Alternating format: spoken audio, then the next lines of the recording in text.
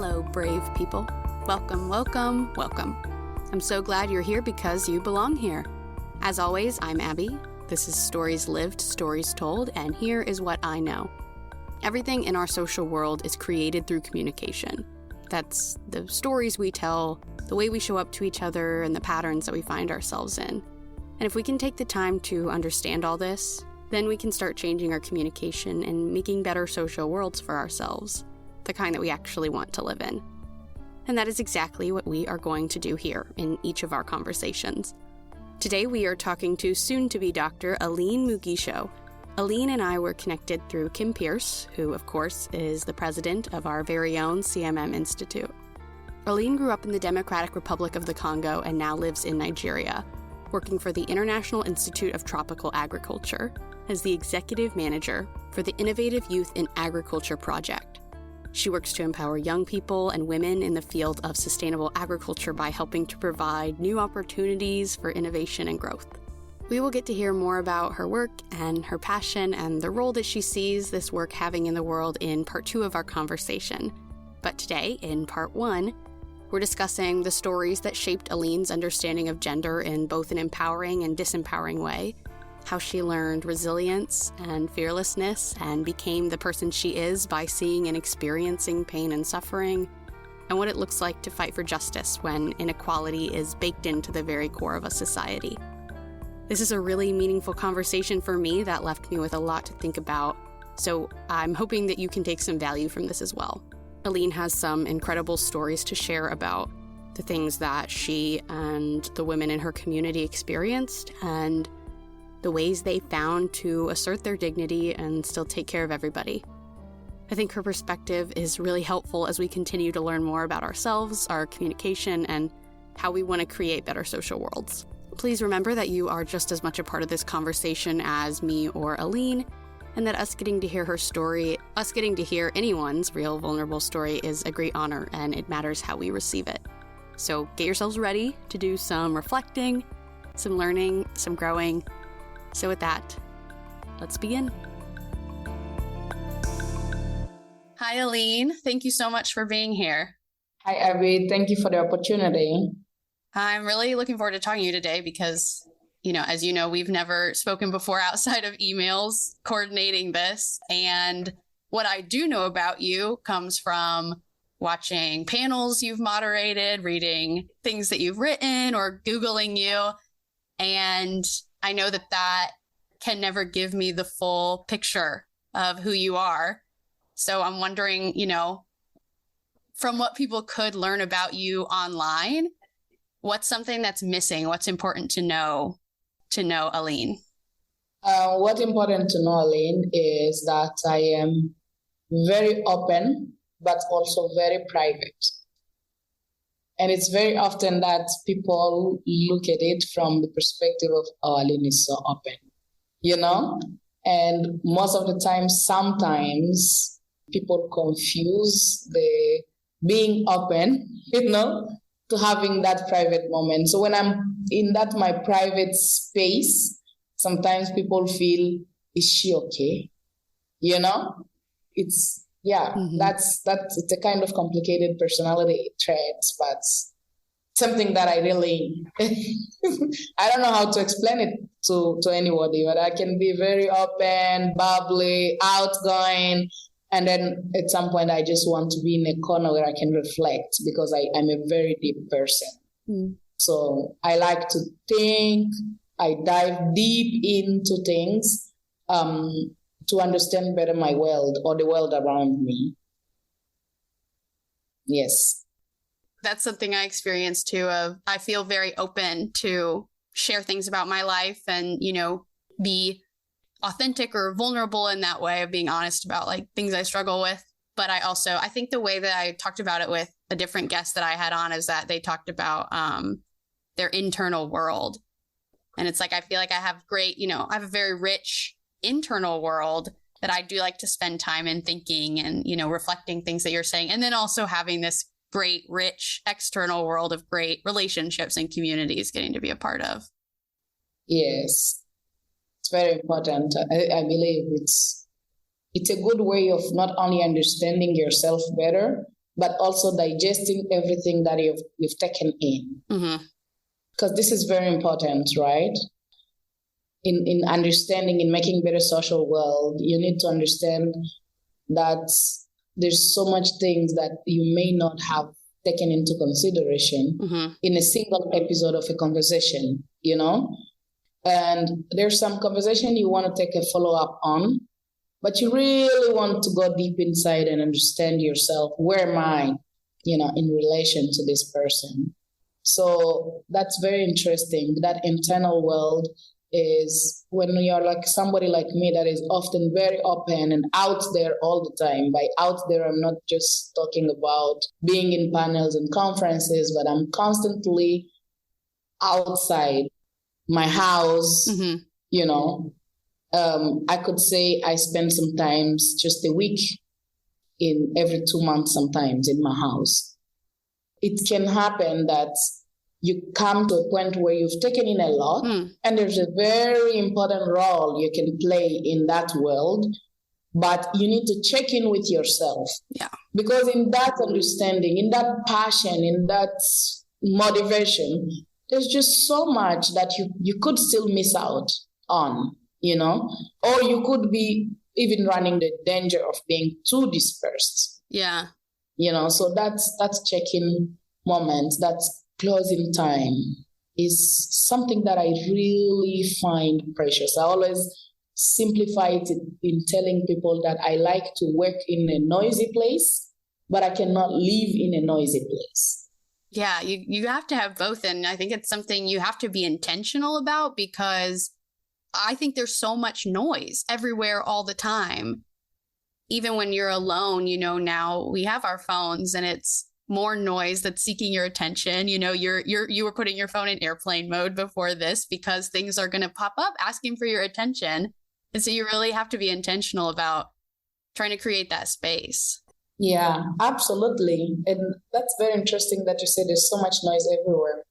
When you've been so much engaged in so many different worlds, and then you come back to yourself, like that time you get either your room or your office from a very long meeting or conference or a trip somewhere. Yeah. And then you get home and you say, I just want to rest, right?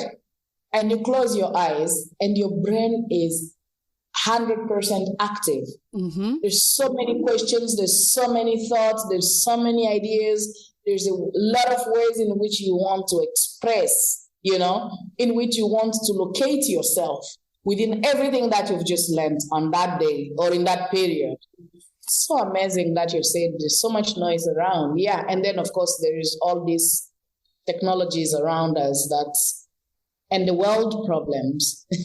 Because we don't live in a bubble, We do live in a community, in a society, in a country, in a continent, in situations. And those things can become a very important part of our social world. Yeah. Yeah. Well, in starting to get deeper into your story, I'd let you know that Kim shared with me that you had to leave your home because of the Civil War and you were a student journalist. And she said that's something that has, really shaped your direction in life, as I assume that it would. Is that a story that you want to tell more of today, or is there a different way that you want to enter into this conversation? It is, but it's a very important part of my life, and it has been very much part of my narrative, right? It's the first time I had to leave my home country alone and go to another country without direction. And I will unpack that. It's not like I had a visa or I had my passport with me or I had all that it takes to have a coherent journey. And I wasn't a student journalist. Like, I was still a student, but I was working as a journalist. I started working when I was just 14, and I was running some kids programs. I mean, not kids program, but some radio programs on justice, especially gender equality, advocating for a girl-child space in society, in my society. I'm from Eastern DRC. And the country has been so unstable for many, many years. And when I was recently with my mom and we were reflecting on the war in Congo, I was saying something with my cousin about when war started in Congo. She said, no, this actually didn't start then. The country has been under a non-systemic function, right? So from our problems we've had with dictatorship from the Mobutu regime, we quickly dropped from there into a rebellion. And then through that coup d'etat, Mobutu was overthrown. And we had a slight moment of calm, before we could even finish that transition. The next leader was assassinated. And then the country collapsed into a conflict, right? And it has been like that since 1996. At the same time, the neighboring countries were also going through some very strong challenges. 1994, it was the Rwandan genocide.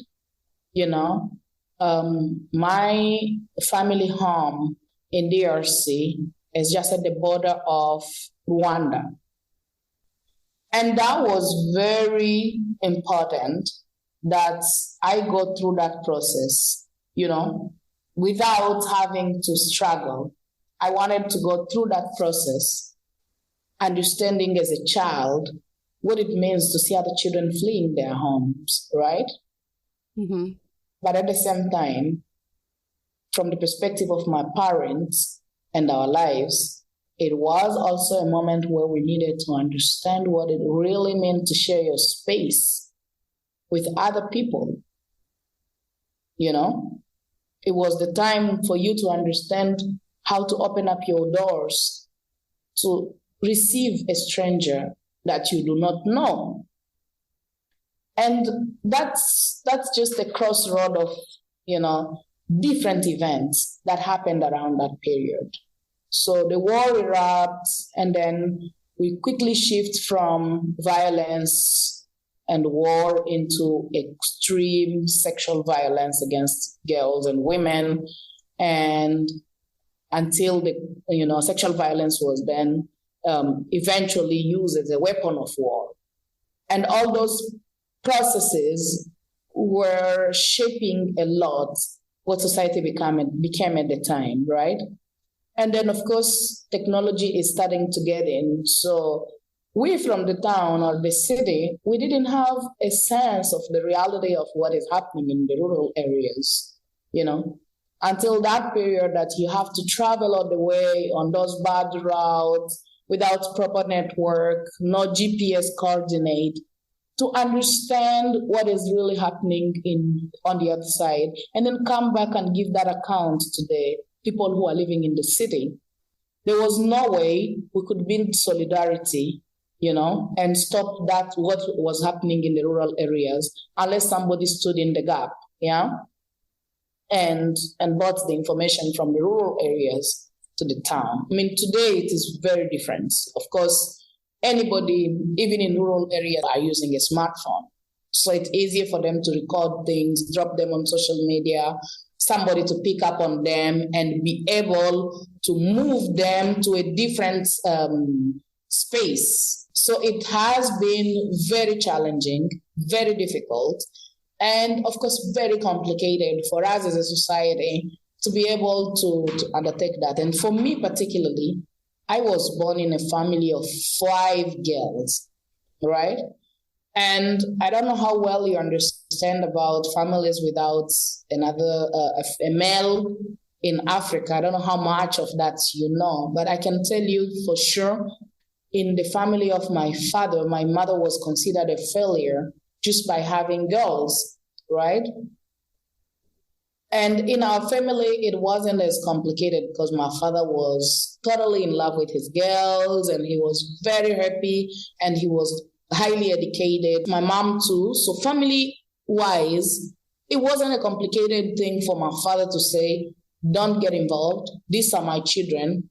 They are mine. I remember him literally telling that to some of my aunties, that I didn't come to you to ask you if I could have borrowed any of your boy children because I was struggling with my own girls.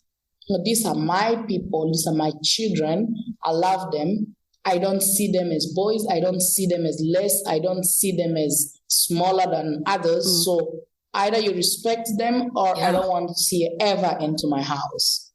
I remember eavesdropping into that conversation, once one of my aunties was trying to influence my dad to take a second wife because my mom could not give him a male child. And that was really complicated. For us growing up, it was easy, they would throw it in your face. Like you want to speak something into some of those family gatherings, somebody would just drop out a word like, oh, what can you even say? You guys, your father would be buried without a name behind. Those kind of things. So it was a kind of accepted abnormalities in the society, to put that girl child very much down, without thinking. And for me, it was totally out of order. You should not put people down like that. So when I got the opportunity to do this event, and of course it was during I don't know if you know much about the campaign from UNICEF called All Girls in School. I don't know if it was a worldwide campaign or it was an African-led campaign. Mm-hmm. But it was because the economic situation was very crucial, right? So if the family had to sacrifice one of the people who would not go to school, that would be a girl. Right. And because girls were not considered as family assets, right? So girls were considered as children, of course, but children that would leave the family home and go and get married somewhere else. So it didn't make sense if you have only girls for you as a man to claim ownership of your children, because once they get married, the idea is that they belong to the family where they have married into. Mm. And of course, that was a challenge, a very deep challenge for us to be able to go through that. And so it was really a challenge to overcome. And I got involved into, from my work, my school, I was selected to go and represent my school somewhere into a debate on peace building and gender equality. Of course, it wasn't put like that. It was more about sensitization, right? So they asked me what is the idea that I would defend if I wanted to. And I said the idea that I would defend is one where a young girl can be considered as an equal human being or as a human being. And that's the human rights. They don't limit themselves to the ability of having a boy in a family. They limited themselves. They expand to girls, And we shouldn't be the ones that would suffer the consequences of society when everything goes wrong, or to be blamed for that matter. So that's how eventually I got involved into a career, and that's how I started working with the media, and until things got really rough, of course, because those atrocities are committed by some people, right? Reporting that there's this level of sexual violence and putting it out there, both to the national and international community, was threatening certain interests. So it's a very, very difficult conversation that I don't think I want to dig deep into, but more or less that how I had to flee at some point, because I also lost a lot of friends and colleagues. I lost the journalist that was working for even the UN radio, a friend of mine, two of them. I saw a lot of my other colleagues surviving threats every day, because I was really at the crossroad of civil society and journalism. So like an advocacy, or if I can call it like that, journalists, It was really a very complicated situation to go through. But the only way was to leave. And living as a child, it was the very first reality that the world is not kind for me at that time, right? I mean, you don't even get to say goodbye to your sisters, right? You don't get to say goodbye to your family. And then in that process, once you've now survived and you're starting to understand yourself better, where am I now? You lose your mom. I felt both heaven and earth was not being just on me. Yeah. Yeah. I felt I did nothing wrong, but I keep going through very much difficult situations, you know. But at that moment, I also discovered a better me, you know. I built myself not only into a survivor personality, but into a fearless person, you know. I wasn't afraid of anything. I felt I had I had reached the epic level of fear. Yeah. So that's how I got to start, you know, by road, actually, moving from one country to another until I found myself in South Africa. And eventually there I applied for asylum. And at the same time, I was studying and I was going through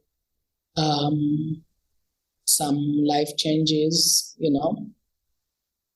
But it was not an easy thing to survive in that society, you know. Yeah, I'm going to just stop it there.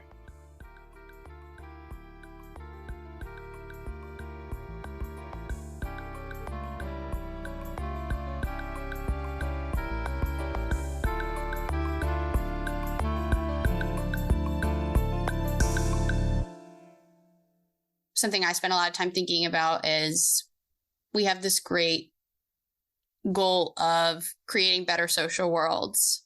And the way we talk about this is, you know, all about this personal power that we have to create the kind of world we want and participate. And then you have to figure out where into that fits these stories and these experiences that are outside of our control.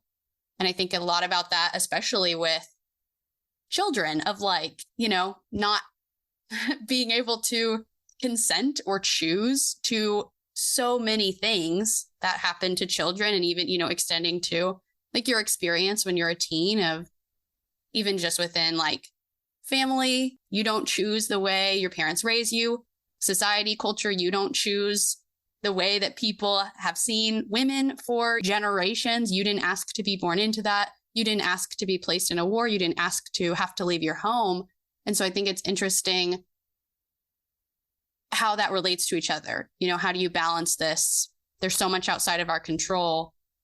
And then there's also so many choices you get to make. And, you know, how learning how to relate to those stories that you didn't choose. Because what I'm hearing from you, you know, is it's probably not something you choose to go through again. And now you can still see the ways it made you fearless, the ways it shaped you into the person you are today. Yeah, partly I would say, you know, because for me, I continued to have that thought, right? Because there's a component of this conversation that I need to share with you, or this reflection on justice, especially when you speak about gender justice. Right? In an African context. Women in this continent are the ones that are holding the continent. Informally or formally, you know, I would justify myself. I grew up around women who had employment, which means they worked at an official institution. My mom worked for the post office, right? And so did my dad. Not for the post, but for another institution. I have aunties and uncles who worked for the government, for private sector, for the NGO world. And throughout that period, none of those women, and I mean none, only survived through the formal way in which they were making an income.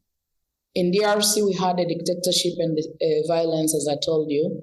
So we moved from a totally no system that was very oppressive into a system that became, and through which actually nobody in government received their salary. We moved from month and month and month of arrears, right? Salary arrears, or years and years. I think to date, my mom still has like 20-something years of her salary that was never paid. Whoa. Yes. Wow. And that same process applies for most people who have worked for government. They would get a bit of salary, but it's not what they have signed up to get, you know? They don't have enough.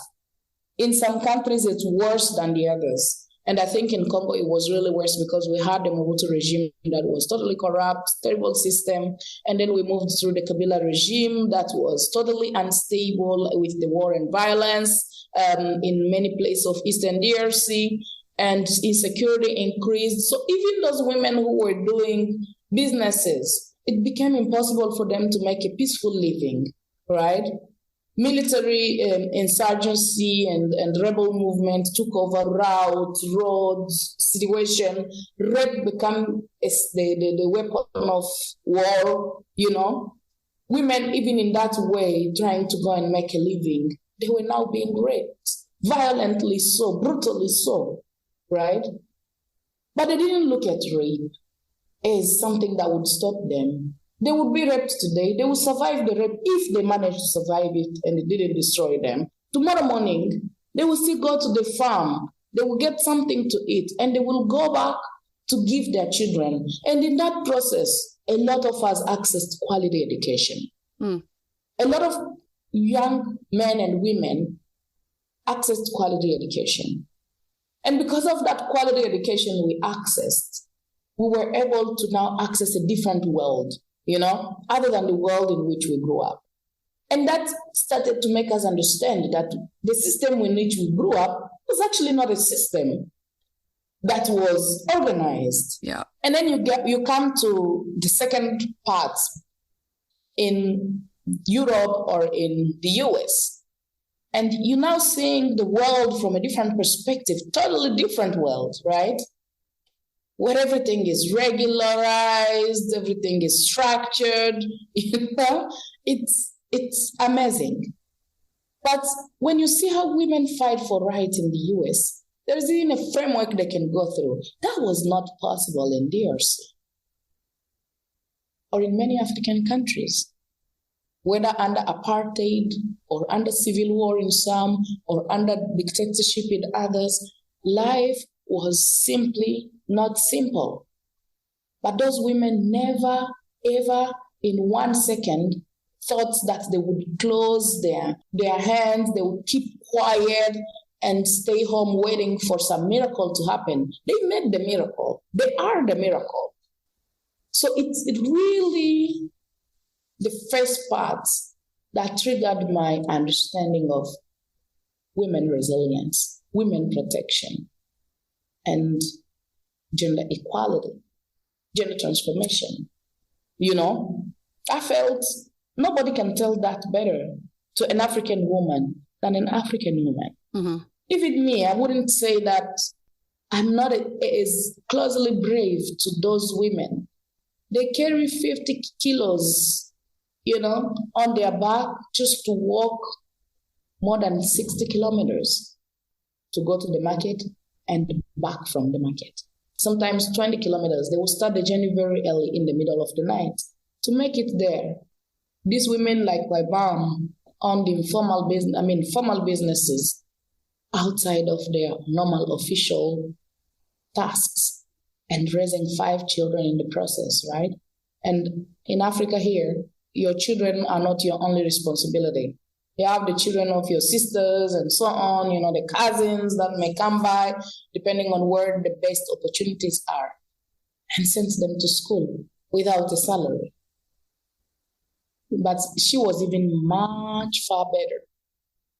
Look at those who were selling small things in the market on the walkways. It would be really you know, amazing. They would dress maybe one piece of clothes or two. They never afforded any luxury, and they will make sure their children are still accessing the education that will make them compete to the rest of the world. If Africa is open to the world today, we owe it to those women. Those are powerful machines that continue to run this continent. Secondly, I think it's safe enough to say that those women didn't wait for somebody to come. They didn't wait for the NGOs to come or for somebody to come from the US, from Europe to save them. They took their own initiatives and built something that is an alternative that to date is still not recognized fully. When we put English to it, we call it informal trade. Informal mechanisms, strategies. We downgrade it to the waste level because it doesn't fit in the system of us understanding that is pure resilience, that is pure empowerment, that is pure capacity development right there, Nobody taught them how to do it. They did it on their own. So for me, it is actually a very disrespectful method if we would not first recognize who those women are and how they have resiliently made our world a better place. And that's just the story of my community, of the many people, of the cultures around me. I saw this in South Africa. I saw this with migrant communities I worked with. I saw this with asylum seekers, women who were doctors, but who could not apply their qualification in their host countries. I saw them selling fruit on the street. I saw them in the street of Johannesburg or Cape Town or Durban, trying to fight for a space just to make ends meet. That's what made me focus my thesis on women resilience. Their own perspective of what they understand as protection is broadly linked to their level and thoughts and efforts of survival daily, Yeah, you're giving me so many things to think about, and the lens that I'm seeing or hearing what you're saying through is that we all have stories and narratives, whatever, that we internalize growing up throughout our lives, whatever, that shape us in ways that we, maybe can't understand until we do take the time to do some of that reflecting. And, it sounds like these are those stories for you that got built one by one, little by little. It's these like very critical moments are the small moments that shaped, your understanding of what you could be or what's wrong in the society, what you want to see changed, the way you saw women demonstrate resilience or strength or independence in all of these little ways. And it's not something they're maybe trying to do. They're not saying, I'm going to get out of bed today and do all of these things so that Aline can believe in the strength of women. It's just something that happens, I think. It's a very natural process. Yeah, it's something I think is good when we can intentionally think about the stories we're trying to pass on and create. But like you're saying, it's natural. You can't always know the effect you're going to have. And so you have that, I think valuable practice of being able to reflect on the ways that things have shaped you and, what you want to carry on from that and what you kind of need to leave behind. Because I feel like I also have this I have this communication perspective. I think that's kind of central to the way that I see the world. And then the other layer of that is this, using this lens of gender to understand how people's experiences change so much based on their gender. And that does, vary by culture, but in a number of different ways, I see, gender as being such a big influence. And it sounds like, you've seen that to in terms of the stories that shaped you? Definitely. And beside that, there is also the component of living through the stories of others, right? And also understanding the power they hold, the weakness, the struggles they're going through. And for me, when you were speaking, a thought came through to me. And that thought is about how and at what point do we start to feel the impacts of the society around us, you know? Because for me, I have moved from working and fighting for gender equality into fighting for youth inclusion. Mm-hmm. And I see a reproduction of a very much unjust system. It almost like there was an architecture of inequality that was built, and layers of it are manifesting in different ways. Yeah? So if you look at youth inclusion, so many young people are struggling to have access to really anything today. Employment, funding, those who are starting their businesses, they're creating a space.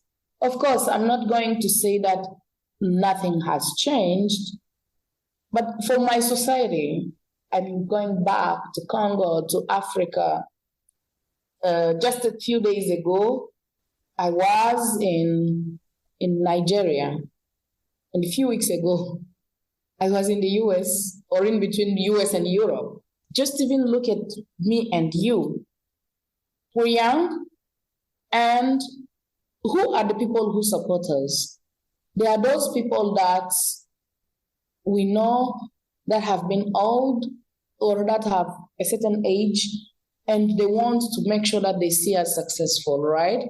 In a way, they pass on concepts, platforms, and so on to us for us to explore, and they stay back a little bit to give us the support required for that, right?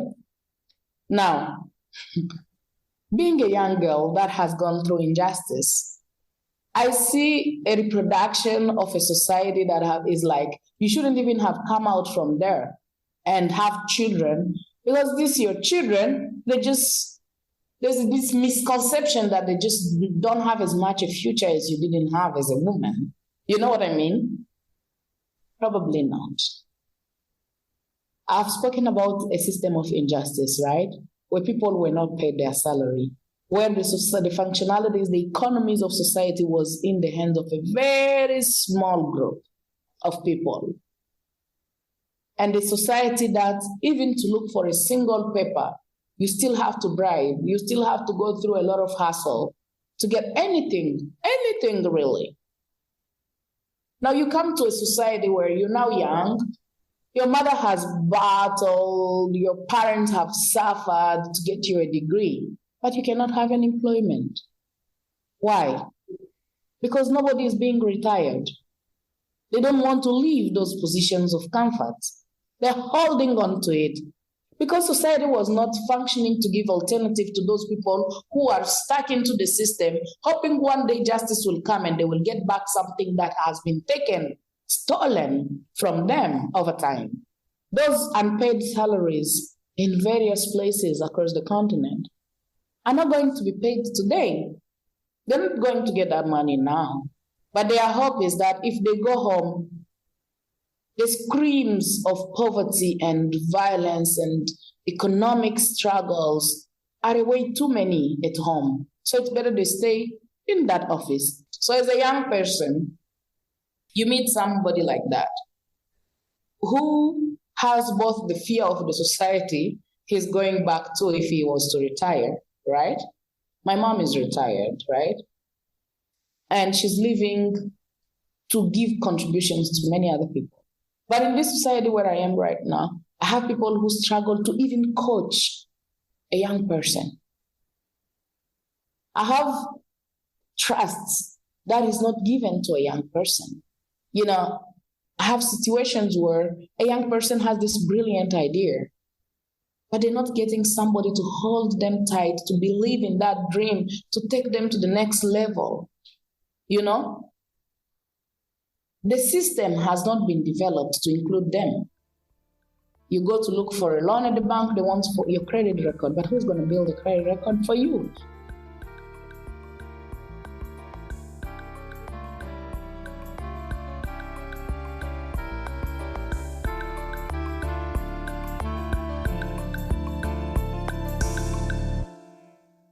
Yeah, you have to have, someone, it seems, in a position like you are now to be, I don't know if you'd consider yourself like a mentor to children or someone on their team to help make these connections for them. Because, like you said, it's the architecture. It's baked in this like inequality. Exactly. And so it seems so big that, the issues are part of the system. Does that feel debilitating to you? Like, where do you start? It's overwhelming. I work in agriculture. And when I tell you that I feel like I have just graduated from one center of injustice into another center of injustice, is here the struggle is real, right? Today, of course, in the US, these things have changed. You have all these startup, grants and so on. You have supports that you can get from the government and so on. That's not the case here in Africa. Now, you can have those grants from the bank sometimes, but as a young person, you are expected to give a collateral. Where is it going to come from? For somebody who's trying to create an enterprise, they ask you to give a collateral that could be your father's house, making more than 7 other siblings, including your parents, vulnerable in case that business collapses. There is no offer for an alternative. There's no transition plan for the youth. When you finish to study, that you can go into the stream of employment that will help you to start building your career, your experience slowly, that will share the experience between the elderly ones and those that are younger ones, to be able to get to a level where they could get, a profile built. Okay, so they want to create their own employment to entrepreneurship, right? Whether it's social entrepreneurship or small and medium enterprises. The first battle they will meet is the lack of trust from their elders. And that elders could be also big companies who don't believe at a single minimum in their ability to perform, because they never performed. How can they believe that these people who came from them are going to perform, right? They're yet to catch up on the technology to understand that young people have gone out there. Those that have gone out there, some of them have brought something back home.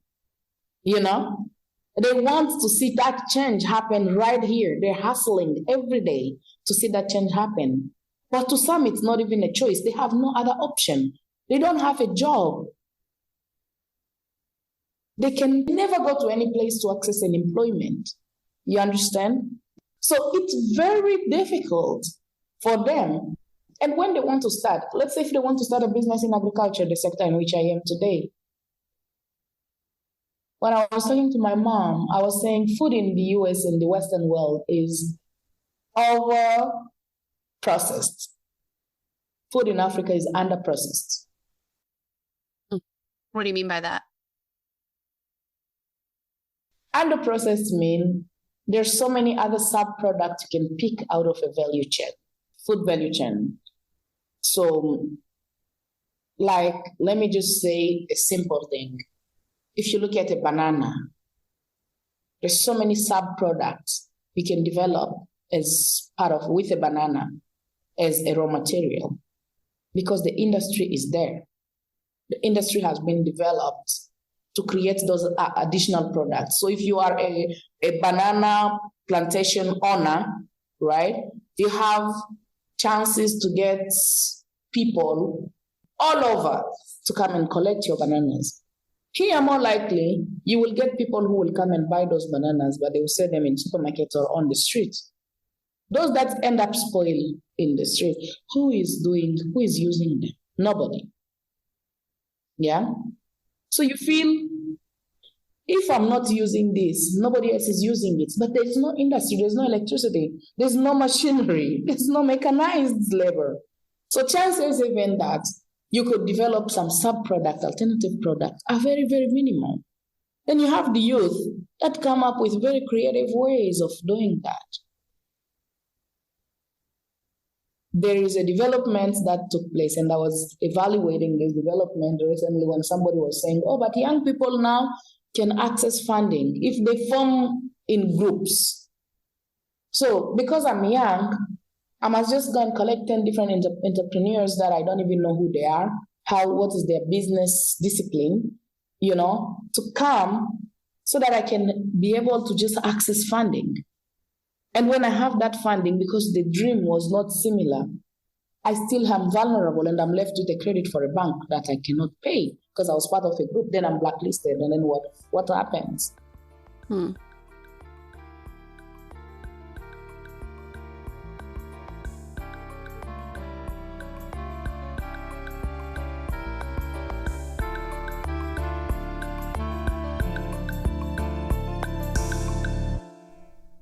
Well, that is all for part 1 of our conversation with Aline, but don't you worry, there will be a part 2, so be sure to join us next week for that, where we'll be talking about how Aline is directly working to create a better social world for so many people right now and in the future.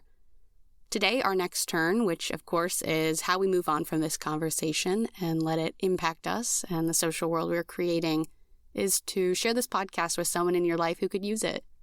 Maybe it's someone who would be excited by these kinds of conversations and topics. Maybe it's someone who's struggling to create the kind of social world they want. Maybe it's someone who is lacking a safe community to learn the value of their story. Everyone belongs here, and I hope that we can only keep expanding and welcoming more voices and unique stories into this space. So invite someone into this conversation today. As always, I get to do this podcast with support from the CMM Institute for Personal and Social Evolution. We share the same goals of reflecting on our communication, learning the power of storytelling, and working to make better social worlds. I'll link their website so you can check out all the amazing things that they have going on. If you enjoy this episode, please rate and review the show on Apple Podcasts and Spotify. It only takes 1 second to do and is super, super helpful for me to get more people connected to the podcast. So follow us wherever you may be listening so you never miss an episode. And of course, you're as much a part of this podcast as I am, so pretty please email me at storieslive.storietold@gmail.com to keep the dialogue alive. You know I love to hear your questions and ideas for the podcast and whatever stories you want to share, since this is the space for safe story sharing. Thank you for showing up. Thank you for being curious and brave. And thank you for being a part of this story. That's all for today. Come back next week for part 2 with Aline, and in the meantime, keep creating mindful moments. I'm Abby, and this has been Stories Lived, Stories Told.